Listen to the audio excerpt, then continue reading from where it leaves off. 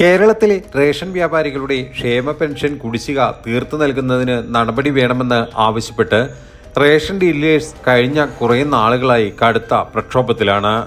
ഇതിന്റെ ഭാഗമായി ധനവകുപ്പ്, ഭക്ഷ്യവകുപ്പ് എല്ലാം കൂടിയാലോചിച്ച് വലിയ തോതിലുള്ള റേഷൻ കാർഡ് ഉടമകളിൽ നിന്നും ഒരു തുക പിരിക്കുന്നതിന് തീരുമാനമെടുക്കാൻ മുന്നോട്ട് പോകുന്നതായി ഉന്നത കേന്ദ്രങ്ങളിൽ നിന്നും വിവരം ലഭിക്കുന്നു.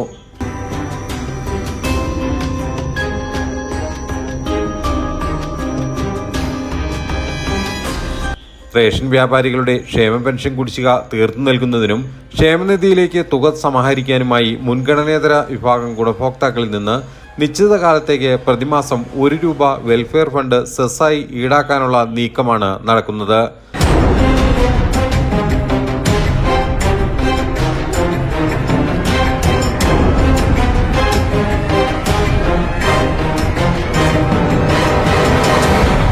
ഭക്ഷ്യവകുപ്പ് ഈ പദ്ധതി നടപ്പിലാക്കിയിട്ടില്ല.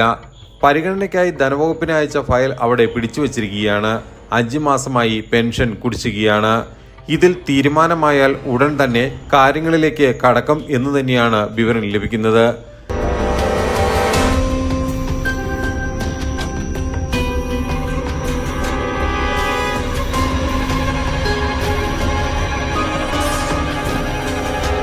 ഇതോടെ ഓരോ കാർഡുടമയും ₹1 വീതം അധിക ചാർജ് അഥവാ സെസ്സായി തന്നെ നൽകേണ്ടി വരും. ₹1500 പെൻഷൻ തുക. മറ്റ് ക്ഷേമ പെൻഷനുകളെ അപേക്ഷിച്ച് കുറവാണിത്. റേഷൻ വാങ്ങുന്ന നീല വെള്ള കാർഡുകാരിൽ നിന്നും ₹1 വീതം 6 മാസം ഈടാക്കിയാൽ ₹2.12 കോടി സമാഹരിക്കാനാകും. 1 വർഷം തുടർന്നാൽ ₹4.24 കോടിയും ലഭ്യമാകും.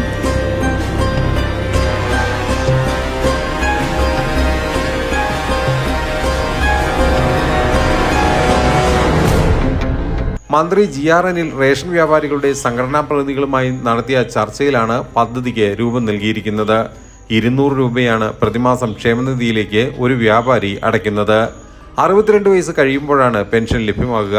ക്ഷേമനിധി രൂപീകരിച്ചപ്പോൾ വിദ്യാഭ്യാസ വായ്പ, ചികിത്സാ ധനസഹായം എന്നിവയൊക്കെ വാഗ്ദാനം ചെയ്തിരുന്നുവെങ്കിലും പെൻഷൻ പോലും കിട്ടാത്ത അവസ്ഥയിലാണെന്ന് വ്യാപാരികൾ തന്നെ പറയുന്നു. റേഷൻ വാങ്ങുന്നത് കേരളത്തിൽ 68% ആളുകളാണ്. നീലക്കാർഡ് ഉടമകൾ ആണ് ഏറ്റവും കൂടുതൽ എന്ന് ആദ്യം കരുതിയിരുന്നുവെങ്കിലും വെള്ളക്കാർഡ് ഉടമകളാണ് ഏറ്റവും കൂടുതൽ.